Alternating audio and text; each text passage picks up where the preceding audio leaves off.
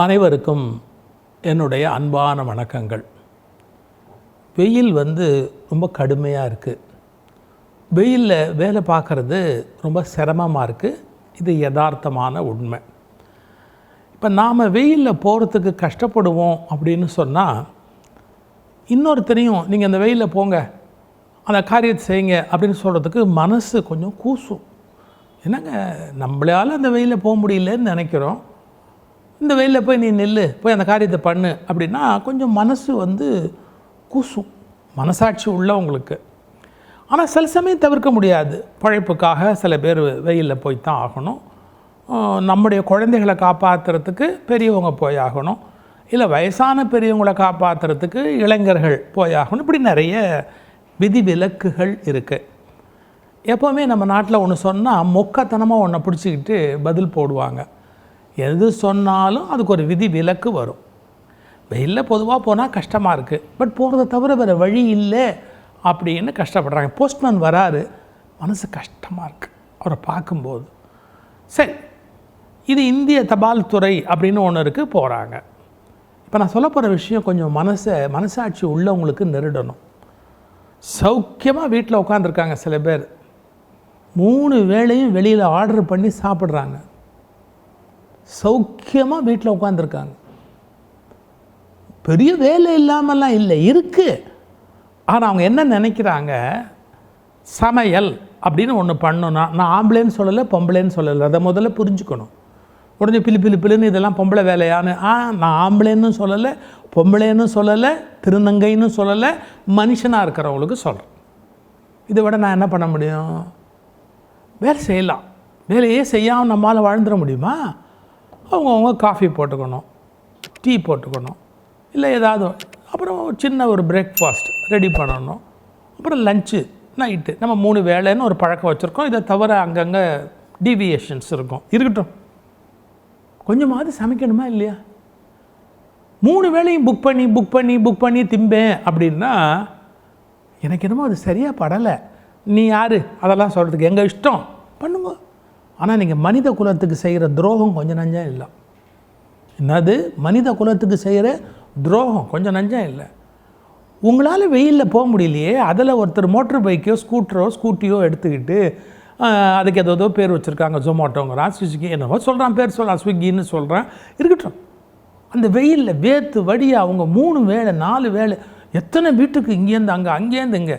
ஏன் சார், நம்ம நாட்டு பிரதமர் சொல்கிறாரு, எனக்கு பின்னாடி 10 கார் வந்ததுன்னா பெட்ரோல் டீசல் வேஸ்ட் ஆகுது, நான் 2ஆக குறைச்சிக்கிறேன், பெட்ரோல் டீசலை யூஸ் பண்ணுறத குறைங்கிறார். இது இவங்களுக்கெல்லாம் பொருந்தாதா? நான் கேட்குறேன், இவங்களுக்கெல்லாம் பொருந்தாதா? அவங்க பைக் எடுத்துக்கிட்டு 2 வடை அதை கொண்டு போய் ஒருத்தர் கொடுக்கணும் இங்கேருந்து. இன்னொரு மனுஷனை நம்ம எவ்வளோ காயப்படுத்துகிறோம் தெரியுங்களா? அவங்க வறுமை எக்ஸ்ப்ளாய்ட் பண்ணுறோம், அவங்களுடைய பண தேவை எக்ஸ்ப்ளாய்ட் பண்ணுறோம். இது ஒரு எக்ஸ்ப்ளாய்டேஷன் அப்படிங்கிறது பலருக்கு புரியவே இல்லை. ஒரு சின்ன வேறுபாடு நம்ம பண்ணிக்க முடியாதா? வீட்டில் காலையில் இரவில் மதியமே வேணுங்கிறத கூட நம்மளால் தயார் பண்ணிக்க முடியாதா? கொஞ்சம் எப்போ ஒரு தடவை குழந்தைங்களை கூட்டிகிட்டு சனி ஞாயிறு வெளியில் போகிறோம், சாப்பிட்றோம், தவிர்க்க முடியாது. என்னமோ ஒரு அரசாங்க வேலையாக காலையில் போனோம், 4 மணி ஆச்சு 5 மணி ஆச்சு, வீட்டில் ஒன்றும் செய்ய முடியாது அப்படின்னா, ஏதோ நம்ம வெளியிலே சாப்பிட்டு வரோம் அப்படின்னா தவிர்க்க முடியாது.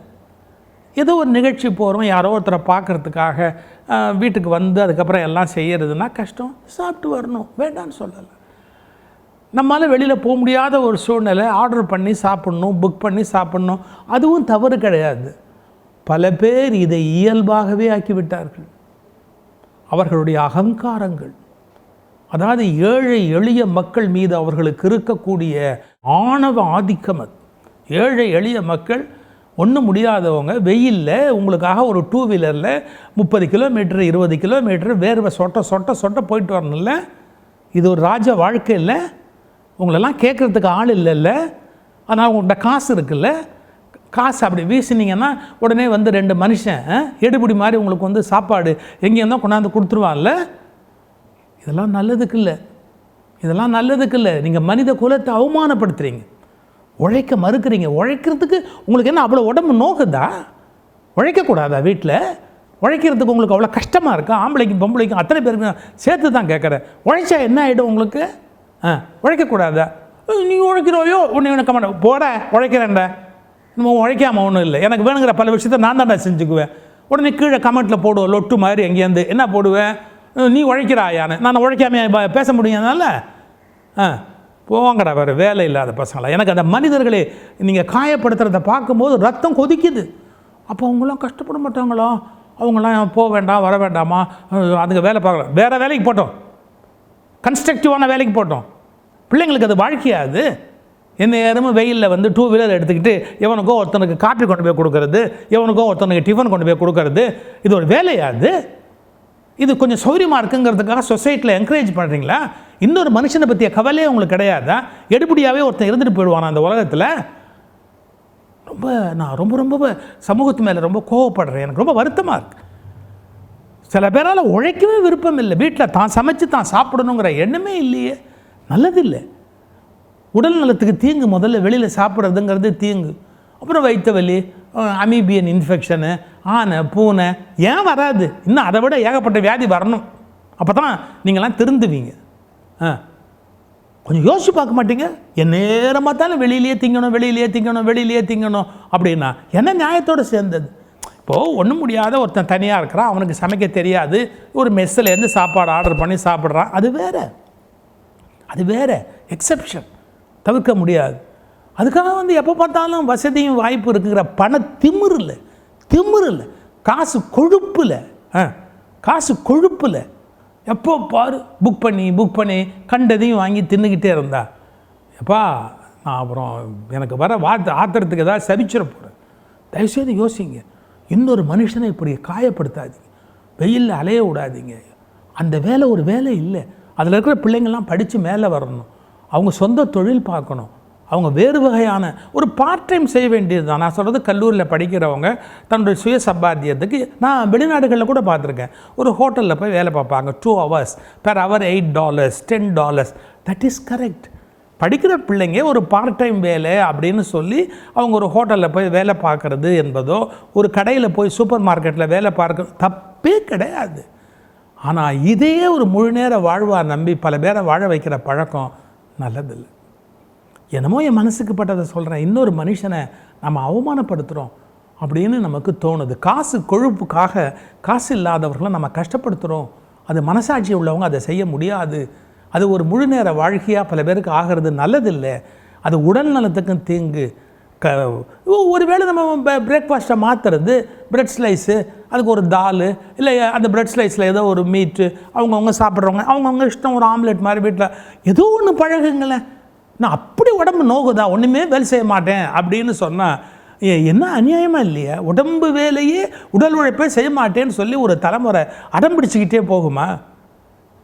இதன் மூலமாக குழந்தைகளுடைய பிடிவாத குணம் வளர்வதற்கு வாய்ப்பு இருக்குது. எந்த நேரத்தில் வேணாலும் இதை வாங்கி கொடு அதை வாங்கி கொடு அப்படின்னு அவங்க அடம் பிடிக்கவும், உடனே அந்த குழந்தைக்கு அதை வாங்கி கொடுக்குற பழக்கம் வளருகிறது. அது நல்லதல்ல. பிள்ளை வளர்ப்பில் அது நல்ல முறை அல்ல. 1. 2, சுகாதார குறைவான உணவுகள் இவர்கள் மூலமாக வழங்கப்படுகிறது. பல சந்தர்ப்பத்தில் உடல்நல குறைவுக்கு மிகப்பெரிய காரணமாக இருக்கு. அவைகள் பற்றிய விழிப்புணர்வும் இல்லை. இந்த கடையில் இது எப்படி இருக்குன்னு நெட்டில் சர்ச் பண்ணி பார்த்துட்டு உடனே அதுக்கு ஆர்டர் போடுறாங்க. ஆனால் வருகிற போது அந்த தரமான உணவு அப்படிங்கிறதுக்கு உத்தரவாதம் இல்லை. இவைகள்லாம் நான் வாங்குறவங்க மேலே உள்ள அக்கறையிலையும் சேர்த்து தான் சொல்கிறேன். ஆனால் அதை எல்லாவற்றையும் விட கொண்டு வந்து கொடுக்குறவர்களுடைய அந்த கொடுமையான வெயிலில் அவங்க வர்றது, அவங்க களைப்பு, அவங்க பெட்ரோல் மிச்சம் பண்ணணும், டீசல் மிச்சம் பண்ணணும்னு சொல்கிற காலகட்டத்தில் அது விரயமாகிறது. அதெல்லாவற்றையும் விட ரொம்ப ஒரு மனிதன் வாழ்நாள் முழுக்க இப்படியே ஒரு வேலையில் போய் மாட்டிக்க முடியாது. அவர்களுக்கு மேலே வரணும் அப்படிங்கிற அந்த எண்ணமே தேங்கி போயிடும். இப்போ ஜெர்மனியில் அண்மையில் ஒன்று போட்டிருந்தாங்க, இங்கேருந்து படிக்கணும், வேறு பணிகளுக்கு போகணும்லாம் ஆசையோடு போனவங்க அங்கே இந்த வேலையை பார்க்குறாங்க அப்படின்னு. இது ஒரு எக்ஸ்ப்ளாய்டேஷன் அப்படிங்கிறத அங்கே சொல்கிறான். அதாவது மனிதர்கள் எவ்வளவு குறைந்த கூலிக்கு வேலைக்கு கிடைக்க மாட்டாங்க, அதனால அவங்கள பயன்படுத்துகிறாங்க அப்படின்னு அந்த செய்தியில் நான் பார்த்தேன். கொஞ்சம் தயவு செய்து இது மறுபரிசீலனை செய்யப்பட வேண்டிய ஒன்று அப்படிங்கிறத தான் நான் இதன் மூலமாக உங்களுக்கு வற்புறுத்தி சொல்கிறேன்.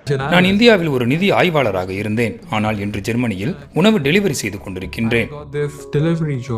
நல்ல வாழ்க்கை கிடைக்கும் என்கிற கனவோடு ஜெர்மனியில் காலடி எடுத்து வைத்த பாவியா போன்ற பல இளம் இந்தியர்கள் படித்த படிப்பிற்கு வேலை கிடைக்காமல் உணவு டெலிவரி செய்யும் பணிகளில் ஈடுபட்டுள்ளனர். ஆனால் இடைத்தரகர்களால் நியமிக்கப்பட்டு குறிப்பிட்ட நிறுவனத்திற்கு வேலை செய்யும் இவர்கள் பெரும் உழைப்பு சுரண்டலுக்கு ஆளாகி பல சிக்கல்களை எதிர்கொண்டு வருகின்றனர். உண்மையில் யாரை நம்பி இந்தியர்கள் ஜெர்மனிக்கு படையெடுக்கின்றனர்? பெருவாரியான இந்தியர்கள் இந்த உணவு டெலிவரி வேலையில் சிக்குவது எப்படி?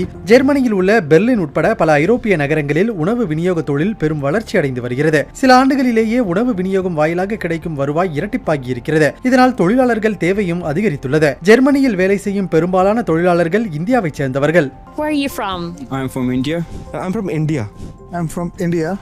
இதை என்கரேஜ் பண்ணாதீங்க. பெற்றவங்க பெரியவங்க பிள்ளைகளை கொஞ்சம் கண்டித்து வைங்க ப்ளீஸ்.